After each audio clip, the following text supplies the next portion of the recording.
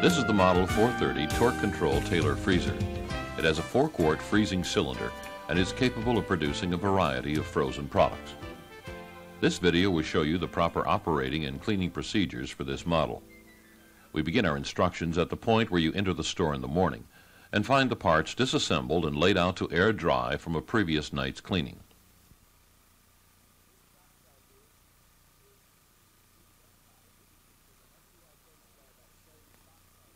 When lubricating parts, always use an approved food-grade lubricant. Lubricate both grooves on the drive shaft and install the O-ring. Lubricate the entire shaft, but do not lubricate the square end of the shaft. Slide the boot seal on until it snaps into place on the groove.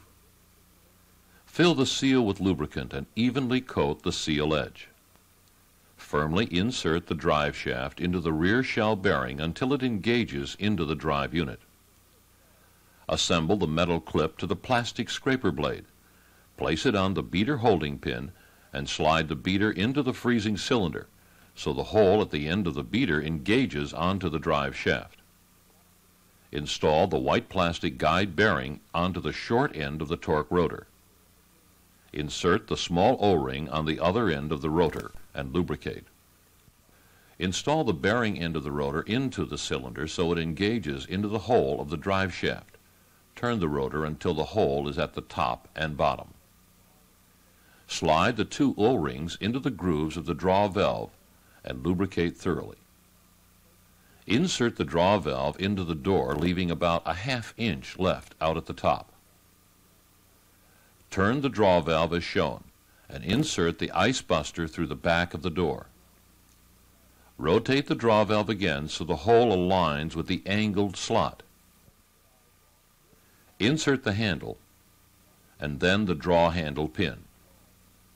Slide the white plastic bearing over the hub on the back of the freezer door. Be certain the flanged edge is against the door. Carefully insert the large rubber gasket into the groove on the back of the door, but do not lubricate. Be certain the large rubber gasket is still in place and install the door onto the 4 studs. Place the hand screws on the studs and hand tighten equally in a crisscross pattern. Insert the torque arm into the torque rotor. Slide the drip pan into place and install the front drip tray and splash shield.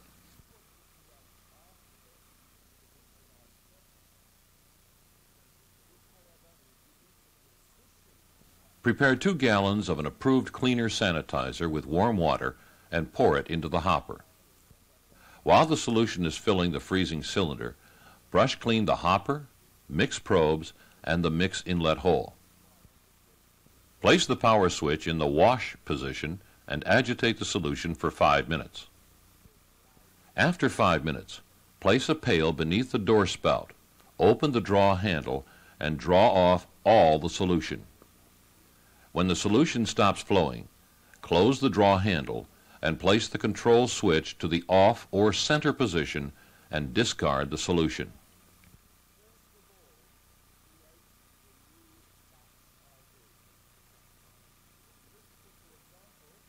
Mix the fresh product to the recommended proportions.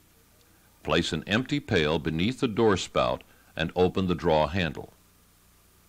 Pour the mix into the hopper. As the mix fills the freezing cylinder, it will flush out any remaining sanitizer. When full-strength mix is flowing from the spout, close the draw handle. If the product being run requires use of the mix feed tube, sanitize and install the tube. The feed hole should be at the bottom. Replace the hopper cover. Place the power switch in auto. When the machine cycles off, the product will be ready to serve. This machine is equipped with Mix Low and Mix Out lights. Mix Low is a reminder to add more mix. Mix Out will shut the machine off automatically until mix is added.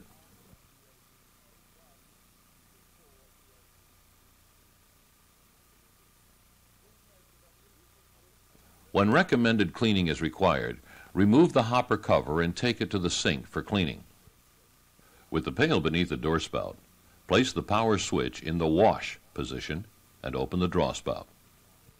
When all of the product is drained, close the draw handle and place the power switch in the off position.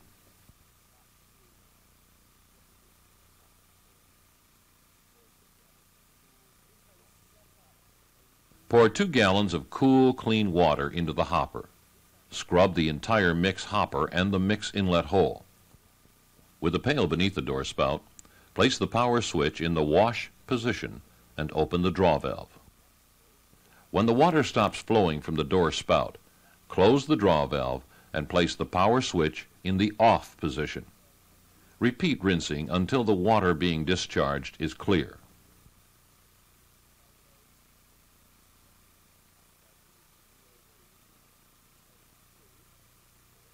Prepare 2 gallons of cleaner sanitizer.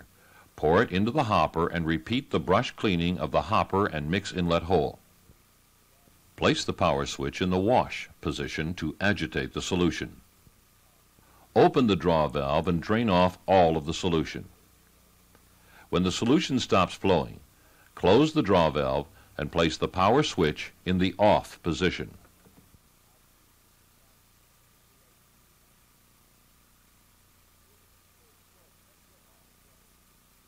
Be sure the control switch is in the off position. All of the following parts will be taken to the sink for brush cleaning. Slip the torque arm out of position. Remove the hand screws. The freezer door. Remove the torque rotor. Slide the beater assembly and scraper blade out of the freezing cylinder. Remove the drive shaft and seal from the rear shell bearing. Also remove the drip pan, drip tray, and splash shield.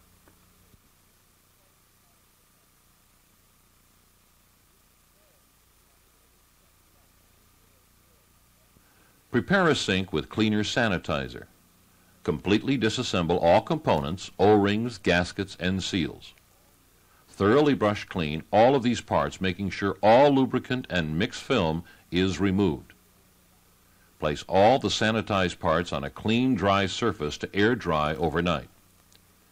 Return to the freezer with a small amount of sanitizer and the black brush. Clean the rear shell bearing at the back of the freezing cylinder. Wipe clean all exterior surfaces of the freezer.